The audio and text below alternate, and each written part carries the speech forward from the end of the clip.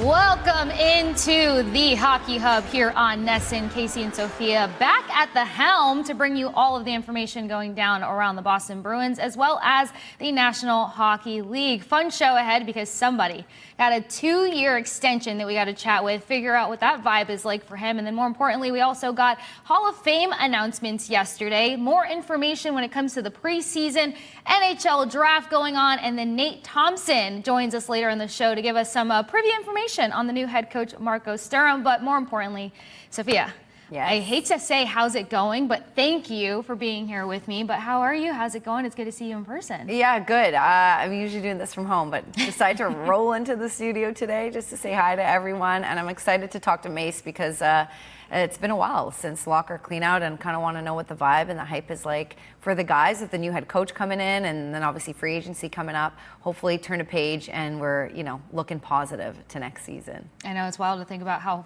long ago April was and we're on the cusp of July, but we're at that time of the season where it feels like it's going to be kind of slow and strange and then things are actually ramping up. So a lot to look forward to. And then also you talked with Chara, actually, you did an interview a couple months ago and he's one of the biggest names when it comes to the Hall of Fame induction and that announcement yesterday. Probably just like quickly off the top, any quick memories or like exciting things that you enjoyed when you got a chance to interview or talk with him? Yeah, I didn't have that much time with Zdeno, only because there were just some like weird years with COVID and everything like that. But I did obviously spend some time with him and it was very evident that he was like the leader in the room. And in this I don't want to call it quiet leadership because I'm sure he was really vocal with the guys, but I just mean in this way that he didn't come in, even though he's like huge, he didn't, I guess he didn't need to do that. Strong, maybe. Silent, and tall type, yeah. Yeah, maybe he didn't need to whatever, but he commanded respect even from the media. And there were a couple times that, how media is, we ask some interesting questions. Sometimes they annoy players. Sometimes they're maybe a bit odd or he's already answered these questions. He was very straightforward. He was very honest and would give you what not what you needed because he gave you what he thought was the answer, the honesty. Whereas we can talk about Paul Maurice, he gives you what the writers want. He gives you quotable things, and I already told you how annoyed I am with that whole thing. Zdeno was the opposite. He wasn't flowery, wasn't trying to be something he wasn't, and he was definitely intimidating in the best way. And I remember once he came up to me and said, and I know Mason, we're going to bring in Mason in a second, but I remember he came up to me and he was like, I don't want to do the accent. I don't want to butcher it, even though I'm Eastern European. I was going to try there. I was going to say there's similarities. He was going to say, or he said, you seem so intimidated by me. Relax. It's okay. I'm not going to bite you. It's all good. Because I think I was just, tiptoeing around him a little. And he's like, you're good. You're part of this team now, too. Chill. And I'll never forget that. He went out of his way to say that. Which is we're so good. nice. Yeah. I saw him being taller than everybody at Red Sox when him and Tuukka threw out the first pitch. But somebody who's probably not as intimidating or as tall, Mason Lohrei joining us to talk about his 2-year extension. Mason, thank you for taking the time to hop on Hockey Hub with Sophia and myself. How's it going? It's going well. Here at the lake a little bit for the summer, just kind of enjoying myself right now. I was just going to ask you, where are you for the summer? You're back home? Yeah, I was home in Wisconsin for a bit, and then now I'm at the lake where I went to prep school. It's in Indiana. Just working out and skating, and then playing tennis, golf, going on the lake, surfing and stuff. It's not a bad life. Okay, wait, dude, before Kasey gets into it, what's your tennis game? How that's my favorite sport, and I'm terrible at it. I'm taking lessons, but I've been playing since I was 6 years old, but it's so good for hand-eye coordination. It is. I know a couple hockey players that played in the off-season. What's your tennis game like? And I'm glad you didn't say pickleball. Seriously. No, definitely not pickleball. Yeah. My tennis game isn't bad. It definitely needs some work. The backhand struggles a bit. But, okay. We'll not say that it's Georgov, it's 10 times better. Single-handed backhand. Yeah, maybe I should try it because the two hands isn't working. You can pull a page out of the book. So would you say that's your biggest off-season flex? It's tennis versus golf? I don't know. My tennis game's probably 100 times better than my golf game. All right. Okay, I'm with you. Individualize it. I'll challenge you in September when you come back. Which, by the way, when you coming back, you come back right for preseason, or are you coming back a little early? You're going to spend most of or for training camp rather, obviously first. But you're kind of coming back right around then, or do you come back a bit early?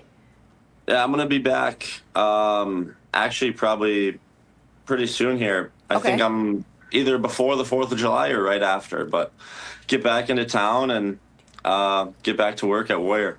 Okay, yeah, so that, I was just going to ask, because I remember Jeremy Swayman a couple seasons ago, like he'd go home to Alaska in the summer, and then he was like, you know what, I want to stay in Boston, want to kind of be in the city, and he said he felt like he had a way better summer in terms of preparation. The guys, we know your training staff, like the guys are just so good, right? The equipment you have, the guys you train with. Is that why? Do you feel like you just have the best chance to kind of take your game to the next level, to be back with at Warrior with the Boston crew? I think definitely, yeah. I mean, it's, first of all, such an amazing place to spend your summer. Such a great city. And then on the hockey side of things, just to be able to be at the rink every day and be around, I mean, the amazing staff that we have. And then obviously, you know, great players, both that I get to play with in Boston, and then guys that are just from around Boston that come back for the summer. It is really a great spot to be, and to be able to, you know, be there and have all the resources kind of right there at my demand. You know, there's nowhere else like it. Sweet. Absolutely. Well, it's good that it's a great spot to be in, because we get to keep you for about 2 years. So how does it feel to get that extension? And more importantly, what kind of confidence does it give you to get that extension as the Bruins are entering this new era and the new head coach and everything moving forward? Yeah, I mean, unbelievable. I think it starts with the quality of people that we have within the organization, from, you know, training staff, strength coaches, all my teammates, amazing fans and stuff. I couldn't be more excited to be a Bruin for the next 2 years. And I'm happy, you know, to have something done. What was your reaction? Okay, so Marco Sturm, obviously you're way younger, so you wouldn't have, you know, had experience with him, but I'm not sure if you'd ever run into him in like at a Bruins event or, you know, something outside of that. But what was your reaction? Former Bruin player, knows about the culture, knows about how important this game is to this city, and then obviously Don Sweeney felt that, even though he wasn't a head coach in the NHL, had some really good coaching experience, like leading Team Germany, what he's been able to do, great resume, but what matters now is, you know, the relationship with you guys. So what was, your reaction, and have you had a chance to like chit-chat with him? Yeah, obviously, great reaction. One of my good buddies that I played with in college actually, you know, had the chance to play for him last year in Ontario, and he really only had great things to say about him. So, obviously, you know, I knew what kind of player he was and stuff, but to hear those great things about him as a coach and know that he's coming in, it's just, you know, we're really excited as a group. That's awesome. Yeah, well, it's an absolute honor, obviously, to play for an Original Six team, but I've got to get your opinion here, Mason. With all the moving pieces, with the way that the NHL is kind of modernizing, is there kind of a breath of fresh air and new energy to what this team can become as the league is kind of changing? Yeah, I think, you know, you look at, especially with, you know, we have those top players with, you know, Pasta, C-Max, Sway, like that's such a great foundation, and just to build around those guys is you're always going to have a chance. So really exciting here this offseason, and I'm just trying to do my part and just work on my game the best I can and come back ready to go. And then speaking of your game, I got to pick your brain on something, because as a defenseman, having discipline can be hard sometimes, but you had the ability to be disciplined as well as efficient, only 16 penalty minutes on a team that kind of sat atop of the league with that. What's kind of that mental approach to being so disciplined as well as efficient as a defenseman?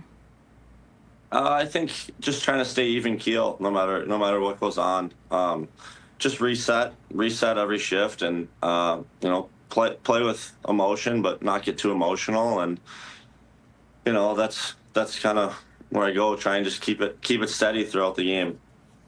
So I have a question. Okay, so you're obviously entering this new era. You've had a couple of, you know, you've had some time with the Bees. You know, are you used to now? I've seen some of the scrums where there's like 15 guys around you, guys and girls, obviously. There's all these questions that you get answered every single day, or asked, every single day. And unfortunately, obviously, you guys didn't have the best season. So you're getting like questions about vibe and culture and negativity. Is that through your system? Because I think that's one of the hardest things when you first come into the league, especially with an Original Six, especially with the market. It's just like the noise. Is that something that you've gotten used to, the bright lights, the noise, or is it still something you feel like you got to adjust to a little bit? No, I don't think there's no other way that I'd want it. I mean, because the other end of that is, we do have the best fans in the world, and people really do care about, our team. So there's nowhere else I'd want to play, and I really do appreciate all the attention that we get, and I guess sometimes it does come with some negativity, but that's part of it, and it's all about just shrugging that off, and no matter what's going on, showing up to the rink every day and doing the best you can to perform.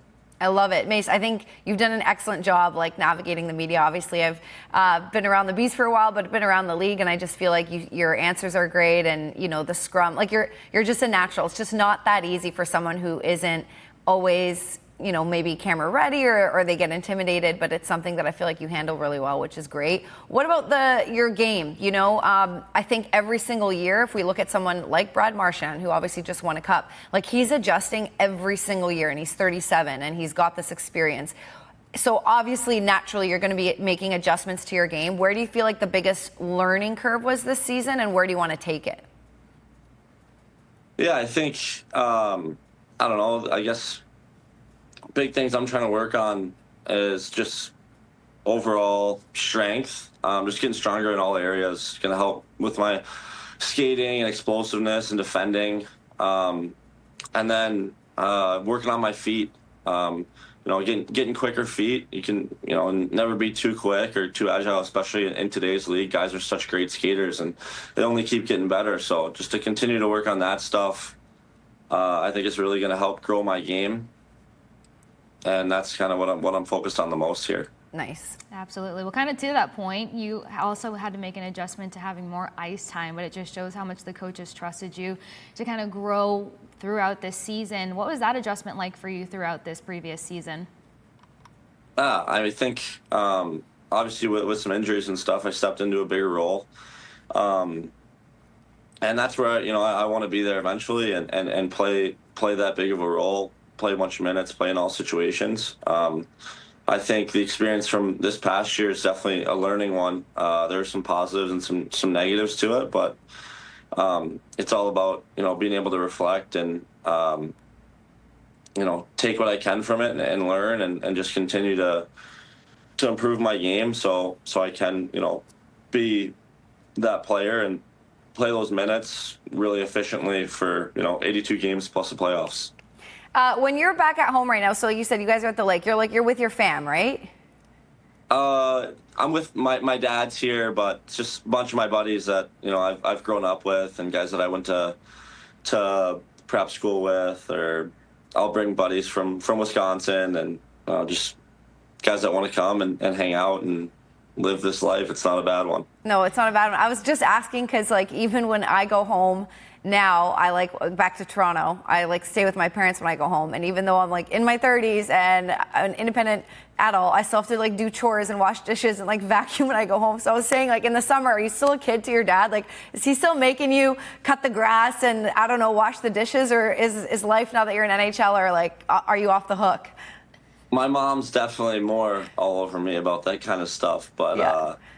If I'm leaving the kitchen dirty after making breakfast or lunch, my dad will definitely let me hear it. Yeah. You got to stay humble, I go home. Have to. And exactly. I go home and I'm like, hey, Mom, and she leaves a pile of dishes. She's like, you're still my kid. You're still doing all the chores. I'm like, okay, I got this. But maybe that's why you actually want to train at Warrior, to get away from the chores. Yeah, exactly.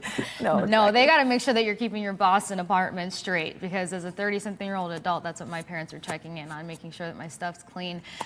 Mace, something else that you did that was really cool, got to play in the Worlds representing USA, and you got to play with a lot of other dynamic defensemen. What was it like kind of learning and training around those guys? Because for soccer, we love international play. We get to kind of pick up on the things that we don't train on all the time. Yeah, first of all, it was just a really cool experience to be able to go over there and do that and, wear USA on my chest for the first time. Even better to come away with the gold medal. And then in terms of just being able to play with, such great people and great players, I think, it's invaluable, that experience, just to see, how guys operate around the rink and different little stuff that, maybe you don't see during the year, but when you get to be on the ice with them, at practice and during games and stuff, and a little bit more, you pick up on some new stuff. I think one guy I really enjoyed watching, I always have, but even more now, is Zach Werenski. I mean, just how dynamic he is, and just how easy he makes the game look. It's pretty special. This season, where you guys are going into the season without a captain, Marco Sturm made it clear in his press conference. He's like, I heard great things about some of the natural-born leaders in the room, where the guys have kind of stepped up. He's like, but I don't know them. So I want to get to know them, and then I'm going to make, some decisions about where the leadership stands. One, is it weird to go in without a captain? And two, does this change anything about you? Like, I know you're very young, and I know you don't have that, 10 years of experience with the Boston Bruins, but do you feel like Pasta and Charlie and Hampus are going to kind of want to have this group leadership where everyone's involved? Maybe I'll start with number one, because I threw two big ones at you, but one, is it weird to not have a captain? I don't necessarily think so. I mean, like you said, we have a lot of natural-born leaders, and guys that have been through it and been on long runs and stuff. So I think, just like you said, with the whole group leadership mindset, kind of by committee, that's how it's always been. I mean, at least the past 2 years, and what I've heard about before, those guys are all going to lead in their own ways, but they're also going to lead together. And, we have a lot of guys that can step up at different moments and say things. So, did you ever meet Zdeno Chara? Yeah, I know Z a little bit. I talked to him. Okay, sweet. Here and there. Yeah. And what's that relationship like? You just talk to him if you run into him, or does he text you sometimes, or vice versa, or is it just more casual, or more of a mentor type leadership? Definitely. At first, it was maybe a little more casual. Maybe a little intimidated to ask him stuff, but now it's turning into definitely more of a mentorship sort of thing. Just being able to talk about the game and stuff, and his experiences, and I know he's gonna help me with a lot of stuff. So love that. Yeah, big fan of that. Well, continuing with mentorship, there's a guy that I think is a bit of a leader in a silent way, and I have a friend that actually played with him over in Colorado. I think people at TD Garden might call him your dad, Nikita Zadorov. What are your thoughts on him and his leadership, and what he brings to this group, and have you learned anything from him, even though it's kind of different defenseman roles? Yeah, Z's been unreal to me. Obviously, we've gotten pretty close over last season, and I've been talking to him this summer and stuff, but definitely not afraid to speak his mind, and that's something that I appreciate. And I feel really comfortable talking to him about stuff, and I know he's gonna tell me the truth, and I don't know, it's been good so far, and I can't wait to get back with him once camp starts up.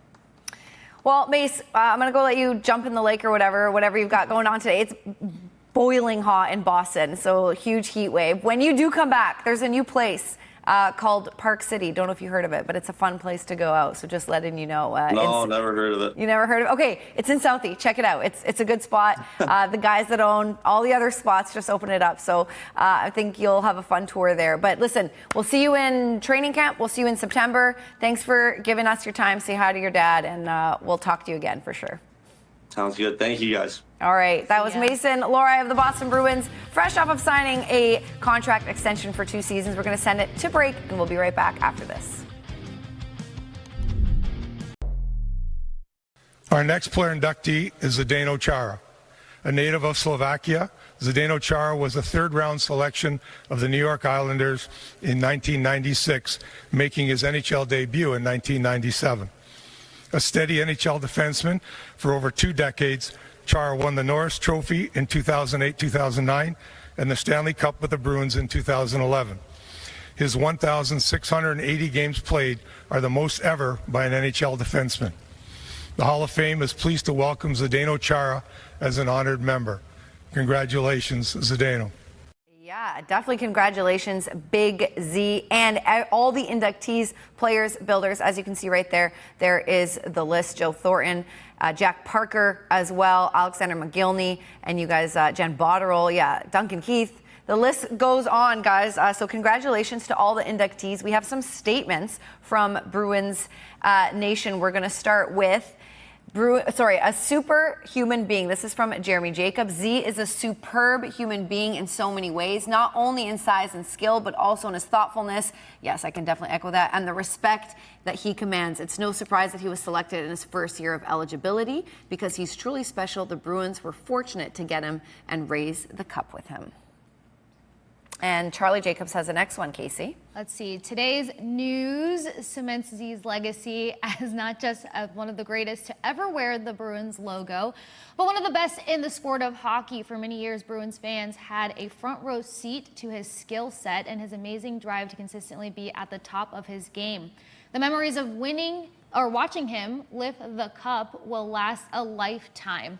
Sorry, the font is super small for me. I'm like stretching out of my seat to try to read it to everyone, but the legacy being cemented. Yes. I can speak from an angle of saying, growing up on the East Coast, growing up in Tampa, watching hockey since I was a little girl, there's certain names that you hear. Yeah. And Chara was a name that was not only heard but feared, and you had this infatuation with seeing how he was going to play on the ice, how he was going to just destroy or dominate your team. So that's what I can speak to in terms of a legacy cemented. Yes, you know what? It's so funny because we have some statements and they're huge paragraphs. I don't know if we're going to read the whole thing, but just from Cam Neely, obviously you guys can see one of the very best to ever play the sport. I'll read the first couple of sentences. But across his exceptional 24-year career, Zdeno put forth an there we go. I can't see it. Unparalleled. There we go. Combination of size, strength, and ability each time he took to the ice. And he kept opponents on notice with his commanding physicality. And I'm sure we get into his character there. If you guys can see it,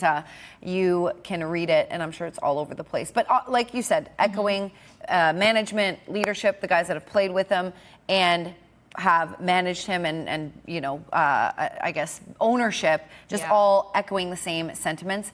Somebody that had a very good relationship with him, Charlie McAvoy. Let's hear from him. Big Z, want to congratulate you on the Hall of Fame. What a no-brainer there.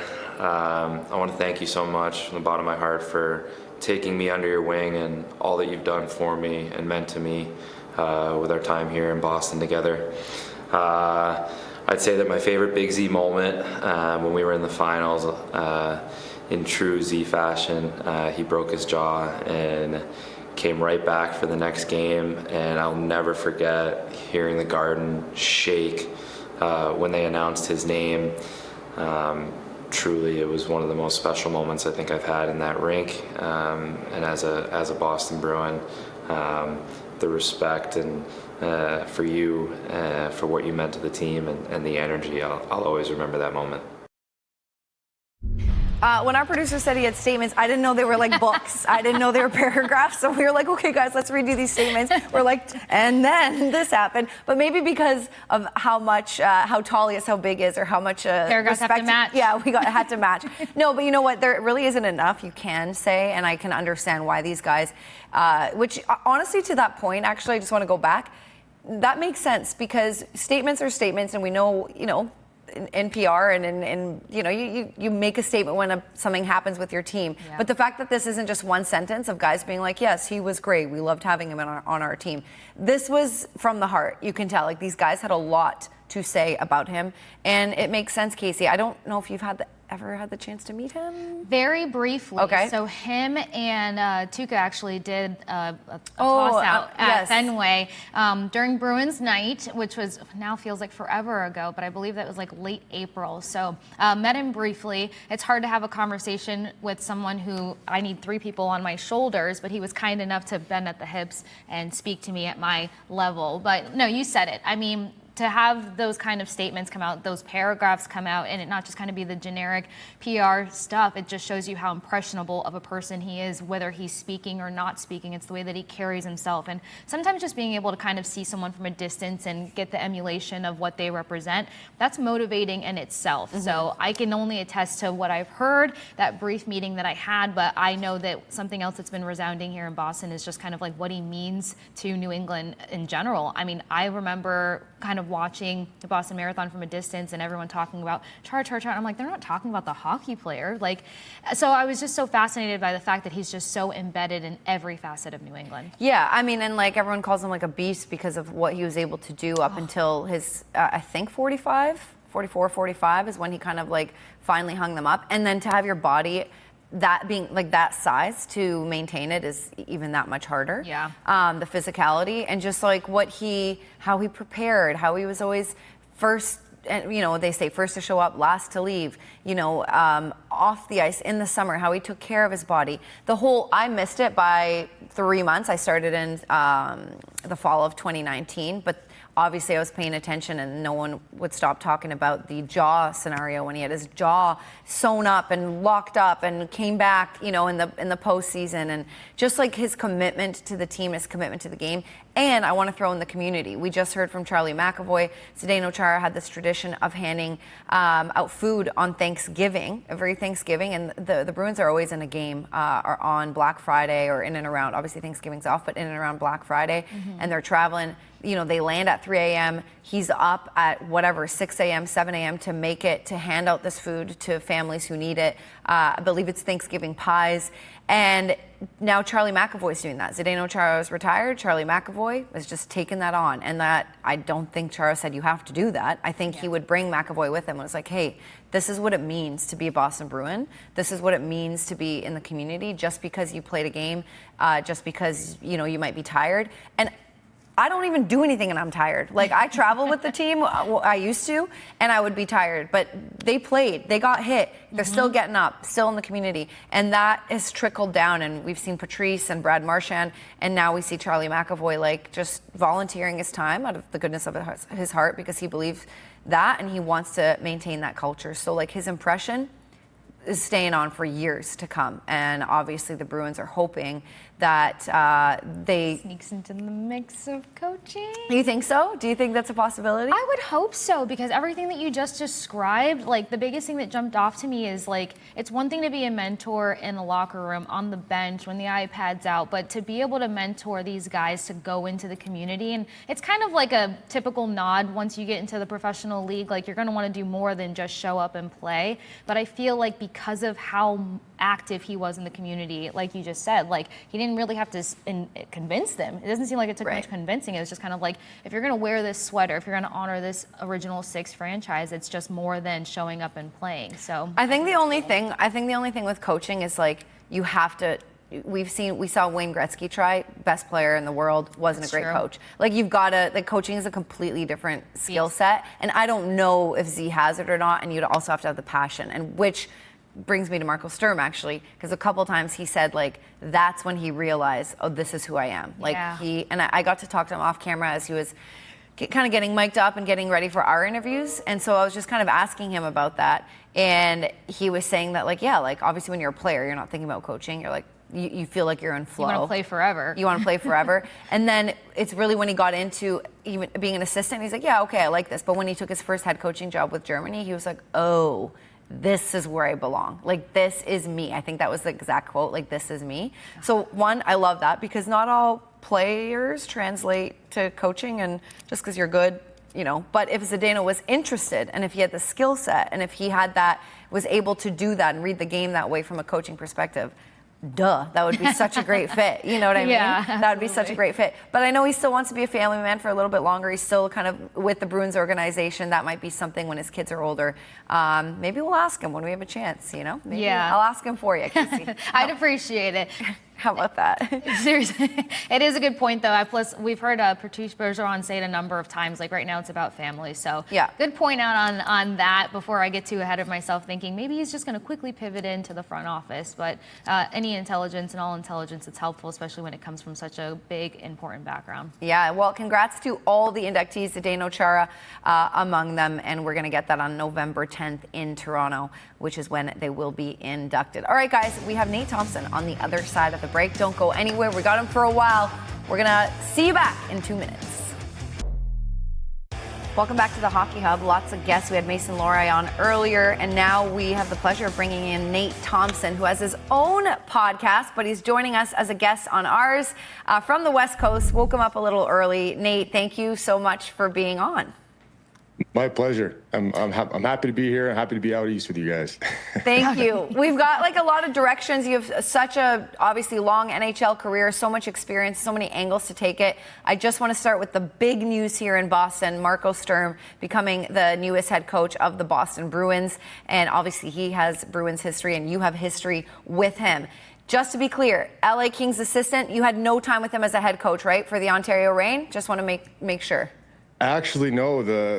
The dynamic between me and Marco, I played with him when I was with Boston back in the day when he was there. And then I played for him as an assistant with the Kings. I played for him as a head coach towards the end of my career. I was playing in Ontario. And then I coached with him in Ontario as well. So I've kind of had him at every avenue, and I couldn't be more happy for Marco. It's very well deserved, and he's a guy that I think is a perfect fit for Boston right now. Okay, I love that. As you have seen him in every single role, something that he said, we just talked about on the show, one of his quotes that stood out to me is he said when he became a head coach, not just an assistant, he said, "This is me." Like, this is where he was like, oh my God, this is what I was meant to do. You've seen him in several roles. How would you describe him as a head coach? I think just a passionate guy and a guy that just really cares about his players. You know, I mean, that's what really jumped out to me. I think, playing with him, he was a fun-loving guy. He was a guy that worked so hard. Marco played a long time. He played over 900 games. He played the game the right way. He was a 200-foot player. He had offense, but, I think it's translated in his coaching. He's kind of the same guy, and I think that's what I respected and saw coaching with him too, is seeing how much he wants to communicate with guys, checking in with them, even if they're playing well. He's going to check in with them, make sure that they're not getting complacent. And Marco's ability, I think, what I saw was his ability to take a team that, on paper might not be that great, but, he could have them overachieve. And that's kind of a special skill, and being able to get the most out of players. And, him being in Boston, I think, guys like Pasternak and McAvoy and these guys, they're gonna love Marco, because he's been around, he's seen it all. Like I said, having that ability to relate to players, knowing that he played, and he played with some pretty good players too. So, he knows what it takes, and I think these guys are gonna love him.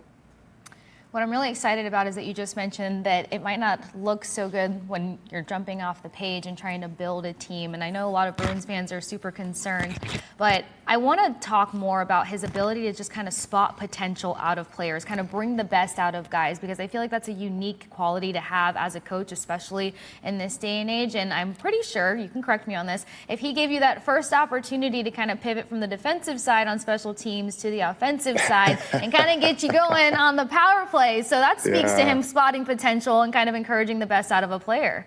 Yeah, we'll touch on that first. I was in LA, and we're just finishing a meeting, just a team meeting, and I'm getting ready to walk out because power play meeting's coming on, and I don't sit in the power play meeting. I never have my whole career.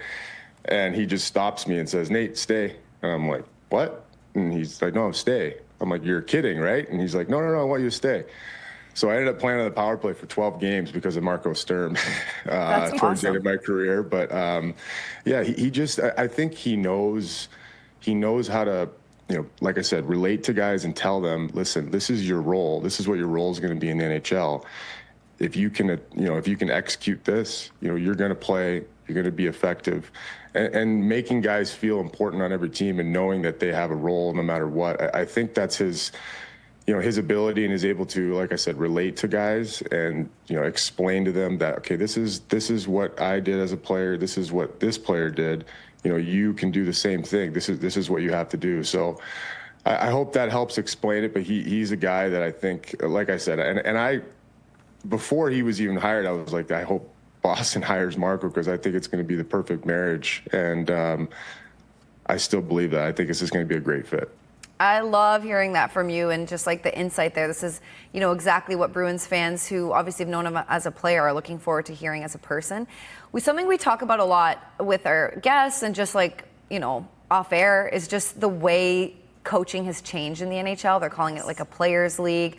And it boggles my mind, Nate, that, some of these former players come on And so just for the record, I've never played professionally in any women's leagues or anything like that. It's just a little backyard shinny up in Canada. So I never really had a lot of coaching experience, but boggles my mind that there were some coaches that would just like ice you or won't talk to you or just, you know, cold shoulder. And if they're pissed, you don't know why. And then you're benched. Like, boggled my mind that that was the way it was. And I know some coaches kind of had that like intimidation factor was the way to like show power. I think that's changing. Obviously, as a head coach, you still have to be the leader and you have to have tough conversations. Just for context, Jim Montgomery was really beloved by the Boston Bruins, but he had it out with Brad Marchand. And Brad Marchand was like, yeah, like if he didn't, I would be concerned that he wasn't passionate. So I understand you can't just be buddy-buddy. But what is that relationship evolving to now with younger players in the NHL? And what worked for you when you were a player? Well, that's a really good question. And I think it's, you know, I think you look at our society, you look at it, you know, obviously it's a young man's game. A lot of these players are, you know, predominantly under the age of 26, 27 in the NHL. And I think that has a factor in it, you know, from when and I don't want to sound like an old man, but, you know, when I came in, yeah, it was a lot different. It was a lot different with coaches. There wasn't as much communication. I think things have evolved. And, you know, you have to give credit to guys like, you know, Paul Maurice, John Cooper, you know, these guys, Pete DeBoer, these guys that have been around a long time and have coached the same team for a long time, because it just says that, you know, they've evolved as a coach, they've evolved as a person, and to be able to communicate with young players and, you know, the days of making guys guess of what they're supposed to be feeling or what they're supposed to be doing is, I don't think those days are around anymore. So, you know, for me, I was a guy, I think that, you know, I needed to be pushed. I needed sometimes a coach to be like, hey, you know, get going. And I needed to be challenged. But I think, you know, that communication, I think every player appreciates that communication, whether it's positive or negative. They want to know where they stand. And I think with Marco, players are going to get that, no question. I'm under the theory that with the league kind of changing a little bit and younger players are being more vocal, they're speaking up more now than they did previously, that the Bruins are kind of in a better spot than they think to kind of rebrand and revamp themselves and to start this new era and chapter with Sturm. What have you seen from your time playing to now to like how the league is changing or modernizing? I feel like younger guys are also getting shouldered with more responsibility at this point of their career too. Yeah, and I think you said it. I mean, like the difference of young guys coming to the league from when I came in the league. I mean, I know when I played my first game, I think I played 2 minutes. You know, you don't see that anymore. You don't see guys come in and play 2 minutes. You know, you're seeing guys come in and they're making an impact. You know, they're playing on the power play. They're playing in, you know, important minutes. So I think, you know, for the Bruins, you know, having a guy like Marco, you know, be able to, like I said, he's been there, done that. But then, you know, like you said, the evolve, how the game has evolved over the last 15 years is it's kind of incredible. I think the game changes every 3 years. You know, it depends on some of the rules, but I think the speed, I mean, we see it every year, the skill, how many guys are scoring over 100 points now. It's just, hockey's kind of going like this, and you're seeing it, you know, especially after Four Nations, you know, this, you know, like I said, the skill level and everything has just been kind of off the charts, and I feel like every year just keeps getting better. How do you like, by the way, we want to move to free agency a little bit and talk about that, but really quick, you mentioned you coached a little, and then now you have a podcast too. How did you like coaching? Was it a different experience? Is it something you feel like you want to keep doing at some point? It was good. It was a good experience for me. You know, I was just retired and I jumped right into it, and I think maybe the timing of it was a lot for me at the time, but yeah. I think I learned so much though. I mean, it's helped me for today and doing the media side and doing what you guys are doing. So I think learning from Marco, and then, you know, like I said, just getting a different perspective. You know, you play for so long and you see the game through one lens, and then, you know, you become a coach and you have a different perspective, and now you see why coaches talk about players in you know, behind closed doors, and you see what the coaches are really thinking. So that was an eye opener for me, but at the same time, it taught me so much. That's awesome. Yeah, no, definitely a unique experience. And I know you have a couple of young ones, so it's so demanding that, like you said, maybe the timing, maybe it's something that can wait or whatever, but still. Yeah, cool we'll see. We'll see. We'll see. Yeah. For now, the podcast is doing good, so you can stick with that. Yeah, you're doing a great job there. It is impressive to be able to go from player, coach, and podcast personality. Not everyone can be that multifaceted. So a lot to be impressed about. Kind of putting your coaching hat on for a second, or maybe future GM hat. I don't want to speak for you. But free agency, we've got a number of guys that are going to hit the market, some big names that are getting a lot of chatter around them. Mitch Marner potentially heading out west to your coast. But what do you make of his whole situation? Because I know that here Bruin fans were kind of like, I'd take him, and then other Bruin fans were like, not a fit. And right now, fit is what matters most to Boston moving forward. Yeah, I would be shocked if Mitch Marner ends up in Boston. I don't foresee him ending up in the Atlantic Division.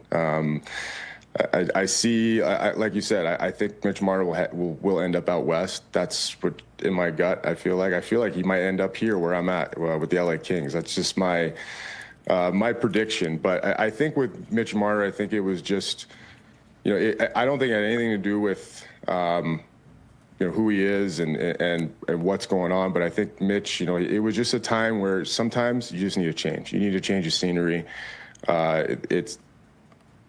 It ran its course there, and I think that Mitch, he's from there, he's grew up there, he played in London. Like, we have to realize that he's never left that area of Ontario, and he's only played there, and he's grew up rooting for the Leafs, and now he's on the Leafs. And obviously you're in the hockey hotbed there in the mecca of media, so you're not gonna be cut any slack there. So I think for Mitch, this is going to be a good change of scenery, and who knows.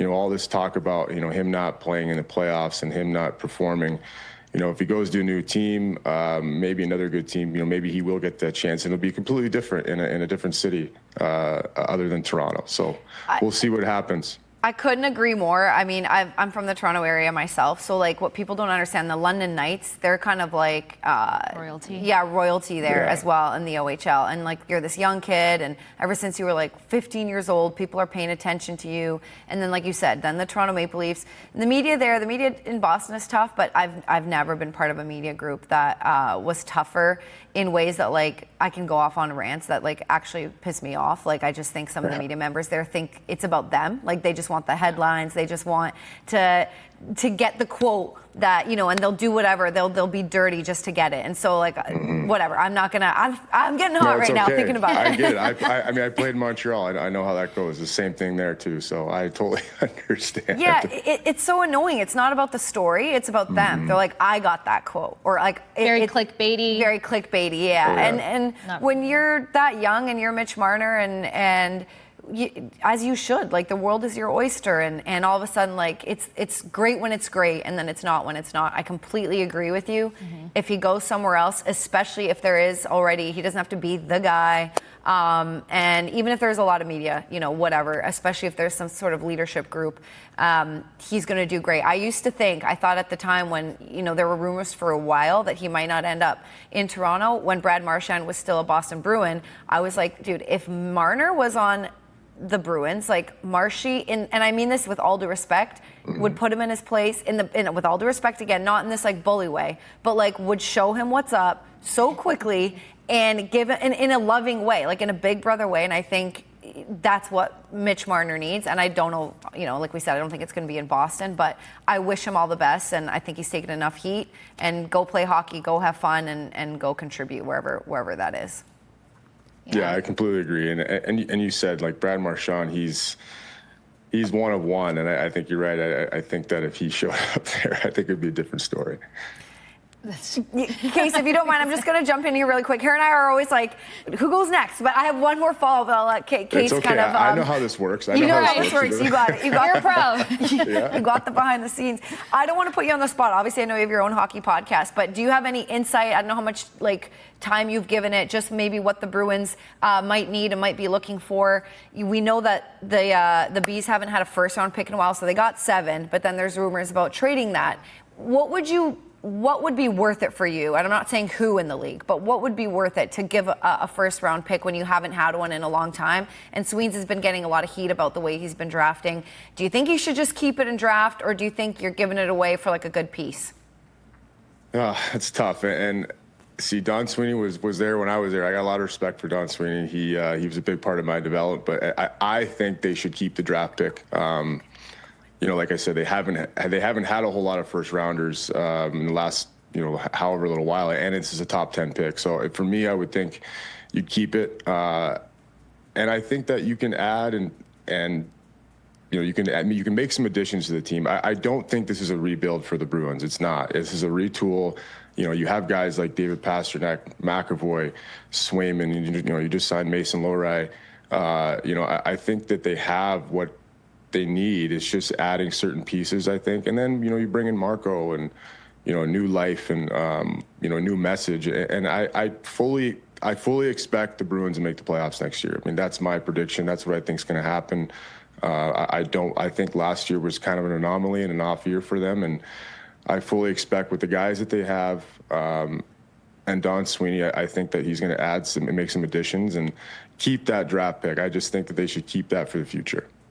Yeah. My only take on getting rid of it, but this is my delusional brain that I'll start a petition on one day, is like, if they can figure out how to get JJ Peterka here, and if it somehow goes through the Islanders, like, I'll do whatever it takes. I think that JJ Peterka would be fantastic here, but a number of players will be hitting the market. We also have the NHL draft coming up. You were drafted by the Bruins. Do you remember what that experience was like for you as these other young Bucks get ready to start their new endeavor, and hopefully a guy at the number 7 pick here in Boston? I do. I was a lot later in the draft than number 7, but yeah, no, I remember I was in Alaska at the time. It was like a Saturday morning. It was like 7 a.m. And obviously with the time change, the draft was in Nashville in 2003, and I get a call from Scott Bradley, who was the head of amateur scouting for the Bruins at the time, and he just called me. I think I missed his call actually his first call. And so I had to call him back, and he's like, "Yeah, we drafted you to the Boston Bruins," and I'm like half asleep. So it was an interesting phone call. It was the second day of the draft, and but at the same time, I mean, to be drafted by the Bruins, the original 6, where I started my career, was pretty special. So something I'll never forget. That's for sure. Do you have an original 6 tattoo? I do not. Actually, Fail. I have 0 hockey anything on all my tattoos, and I have so many. No If you hockey. lost a bet today and had to get a commemorative tattoo for hockey, would you pick one of your favorite hockey seasons, one of your favorite hockey teams, or the harmonicas? I think somebody needs to honor the harmonicas. The harmonicas. I don't know. Maybe the teams. I don't think I would be doing the harmonicas, but probably the teams, though. Okay. I was just trying to give you a creative idea. Before we let you go, though, a massive advocate for mental health. I got so many messages when you went down to Tampa Bay a couple months ago, actually, as an honor at one of the games. But just kind of with, again, the way that the leagues are changing, the expectation on these guys' shoulders, what's just some advice from a mental health perspective? Because we talk about Mitch Marner, and I'm sure that he's kind of had to talk himself through a lot of monumental moments while being the face of Toronto, while trying to figure out the next step of his career. There's a lot of acceptance hurdles and obstacles that players have to go through that, us on the media side can only imagine versus walking in you guys' shoes.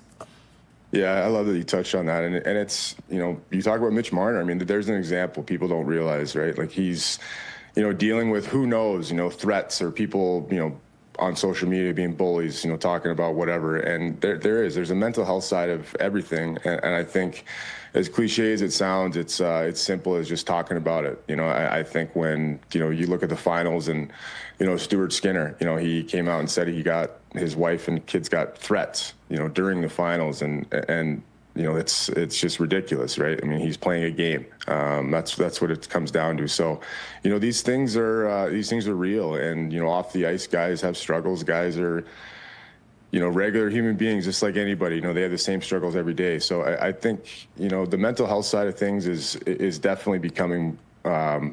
It's coming to the forefront more, and I think it's important to talk about it. And us, like right now, us talking about it right now is a win, and it's just making it better by us talking and bringing it out, because I think that the more we talk about it, the better it gets, and you're seeing guys being more open about it, and I think if anything, that's a win. If people are talking about it and people are being aware of it, it's a big deal. It really is, and thanks for just saying that last sentence, because might plant a seed. Like, even if someone right away isn't like, okay, great, now I have the license to talk about it. They hear you, and especially, you know, they say representation matters, you know, and it does. And so it's like, you're a big, tough guy, an NHLer, former NHLer, and it's like they might see themselves in you, themselves in you. And maybe it's not today. Maybe it's in like a couple of months or a couple of years where they just were like, hey, like, now I have the courage because I heard it once or twice. And so that's very important. Thank you for the work you do on that, Nate. Yeah, of course. I mean, it's my pleasure. I think, like you said, I think it's being vulnerable, right? If you're vulnerable, someone else is more inclined to be vulnerable. So, I mean, it sounds so simple, but it's true. So I appreciate you guys asking me and us talking about it. So it's great. Well, thank you so much for your time. I know you've got a podcast coming up with Julie Stewart-Binks, and we've got to send it to break. We'll talk to you again in the summer, maybe. Thank you so much, good. and we'll be right back, guys. Thanks, Nate. Thank you. Welcome back to the Hockey Hub. This is the Bruins just released recently pre-season slate. Again, I think I have it on my laptop. I can't read anything on that monitor. The baby font. The baby font, and it's like very hard to see. But it starts Sunday, September 21st versus the Caps at 5 p.m. Thank God for my laptop. And the usual suspects when it comes to who they're playing in the preseason. Kasey, the next time we're on is going to be Monday. Hold on, let me get my stuff straight. We have a show on Saturday at 8 o'clock from the Nesson Studios reacting to the draft, okay? Yep. So 8 o'clock, Brick and Razor are going to be on with me, and we're going to react to all the picks. But I was going to say, next time we have Hockey Hub on Monday at 10 a.m., all our questions are going to be answered. Did they trade the pick? Who did they pick? What happened? Blah, blah, blah. So we're going to get all that, guys. Go enjoy your weekend, but come here at 8 o'clock. Don't come to our studio because you won't be let in, but come to the channel. Tune in. Okay, tune in. All right, guys, we're out of here. See you later. See ya.